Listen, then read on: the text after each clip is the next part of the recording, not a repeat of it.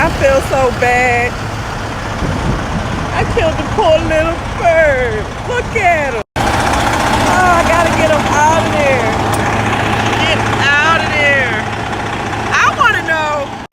I understand I hit him, but how did he get in between the grill?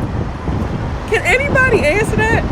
Was I at that much force that he got his body wedged in between the damn grill? Now we got a damn dead bee. Ooh-wee. You get out of here. Man, when I came to this place, as far as the entrance, this place was hard to find too. And a guy helped me find it. I was so sweet of him. I appreciate it. There be some nice people out here. All right, y'all.